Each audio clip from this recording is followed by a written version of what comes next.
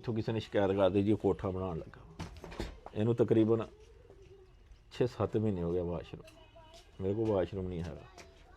ਮੈਂ 15 ਦਿਨਾਂ ਬਾਅਦ ਉੱਧਰ ਨਹਾਉਣ ਜਾਂਦਾ ਵਾ। ਜੇ ਮੈਂ ਚਲ ਜਾਂਦਾ ਨਾ ਤਾਂ ਮੈਨੂੰ ਅਗਲੇ ਗੱਲ ਸੁਣਾਉਂਦੇ ਜੀ ਪਾਣੀ ਬਹੁਤ ਆਇਆ।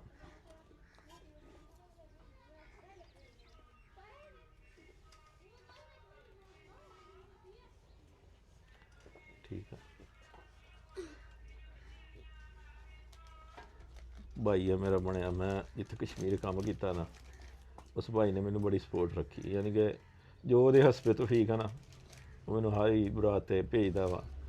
10,000 ਭਰਿਆ, 15 ਭਰਿਆ ਵੀ ਆਪਣੇ ਬੱਚਿਆਂ ਨੂੰ ਕੱਪੜੇ ਜੁੱਤੀ ਮੇਰੇ ਵੱਲ ਸੋਹਣੇ ਲੈ ਕੇ। ਠੀਕ ਆ, ਇੱਥੇ ਸਿਲਾਈ ਦਾ ਕੰਮ ਮੇਰਾ ਇਹ ਆ ਬਈ ਸਿਲਾਈ ਲੈਣੀ ਆ। ਮੈਂ 500 ਰੁਪਈਆ ਰਕਸ਼ਾ ਲੈਣ ਦੇਣਾ, ਨਲਕੀ ਲੈਣ ਵੀ ਜਾਣਾ ਨਾ ਸ਼ਹਿਰ। ਨਾ ਕਰ ਰੱਖ ਦੇ ਉੱਥੇ, ਰੱਖ ਦੇ ਨਾ ਉੱਥੇ ਰੱਖ ਦੇ ਯਾਰ। ਠੀਕ ਆ, 500 ਰੁਪਈਆ ਮੁੰਡਾ ਫਿਰਦਾ ਰਕਸ਼ੇ ਵਾਲੇ ਨਹੀਂ ਪੁੱਛ ਲਿਆ। 1000 ਦਾ ਆਟਾ ਲਿਆਉਣਾ ਨਾ, ਤੇ ਉਹ ਵੀ ਮੈਂ 500 ਰਕਸ਼ੇ ਵਾਲੇ ਦੇਣਾ ਤਾਂ ਆਟਾ ਆਉਣਾ।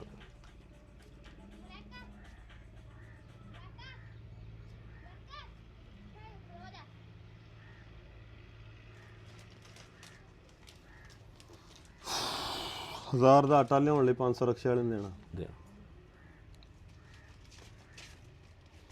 ਹੁਣ ਕਿੱਦਾਂ ਦਾ ਗੁਜ਼ਰ ਬਸਰ ਕਿੱਦਾਂ ਹੁੰਦਾ ਤੇਰੀ ਜ਼ਿੰਦਗੀ, ਮਤਲਬ ਚੱਲਦੀ ਕਿੱਦਾਂ ਆ? ਚੱਲਦੀ ਇੱਦਾਂ ਹੀ, ਘਰ ਦੀ ਉੱਧਰ ਸਾਹਮਣੇ ਕੰਮ ਕਰਦੀ ਆ। 5000 ਰੁਪਈਆ ਅਸੀਂ ਉੱਧਰੋਂ ਲੈਂਦੇ ਹਾਂ। ਕਿਹਦੇ ਘਰ? ਉਹ ਭਾਈ ਮੇਰੇ ਦੇ ਘਰ। ਠੀਕ ਆ, ਉਹਦਾ ਅਸੀਂ ਰਾਸ਼ਨ ਮੰਗਾ ਲਈਦਾ ਵਾ। 3000 ਦਾ ਮਸਲਾ ਜਿੰਨਾ ਕੁ ਆ ਜਾਵੇ। 2000 ਰੁਪਈਆ ਮੈਂ ਬੱਚੇ ਦਾ ਜਿੰਨਾ ਕੈਰੀ ਦਾ ਵਿਆਹ ਸ਼ਹਿਰ ਜਾਂਦਾ ਪੜ੍ਹਨ ਵਾਸਤੇ। ਬਾਕੀ ਮੇਰਾ ਨਿਜ਼ਾਮ ਇਹ ਆ ਬਈ ਮੱਛੀ ਟਾਫੀ ਆ। ਚਲੋ ਇਹ ਆ ਕਿ ਜਿਸ ਟਾਈਮ ਕਿਸੇ ਟਾਈਮ ਜ਼ਰੂਰਤ ਹੋਵੇ ਦਵਾਈ ਦਾਰੂ ਦਾ, ਉਹ ਇੱਥੋਂ ਚੁੱਕੀ ਦੇ ਜਾ ਕੇ ਲੈ ਲਈਦੀ ਆ। ਠੀਕ ਆ, ਉਹ ਵੀ ਜੇ ਰਕਸ਼ੇ ਵਾਲੇ ਨਾਲ ਜਾਣਾ ਵਾ ਤਾਂ ਉਹਨੇ ਤੁਹਾਨੂੰ ਦੱਸਿਆ ਕਿ ਉਹਨੇ ਕਿਰਾਇਆ ਲੈਣਾ। ਜੇ ਕਿਸੇ ਦਾ ਮੈਨੇ ਤਰਲਾ, ਉਹ ਕਜ਼ਨ ਆ ਜਿਹਨੂੰ ਮੈਂ, ਇੱਕ ਮੇਰਾ ਬੇਟਾ ਹੋਰ ਆ, ਉਹ ਮੈਂ ਕਜ਼ਨ ਨੂੰ ਦਿੱਤਾ, ਉਹਦੀ ਔਲਾਦ ਹੈ ਨਹੀਂ, ਜਾਂ ਉਹਨੂੰ ਫੋਨ ਕਰੀਦਾ ਯਾਰ ਆ ਜਾ ਘਰ ਦੇ ਲੈ ਜਾ ਤੇ ਦਵਾਈ ਲੈ ਕੇ ਛੱਡ ਜਾ।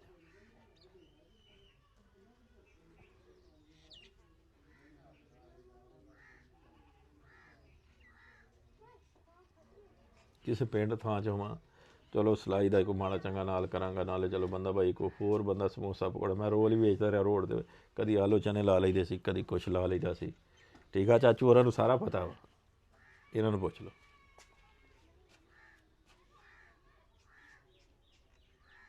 ਤੁਹਾਡੀ ਬਰਾਦਰੀ ਕਿਹੜੀ ਹੈ? ਅਸੀਂ ਸਿਆਲ ਆ।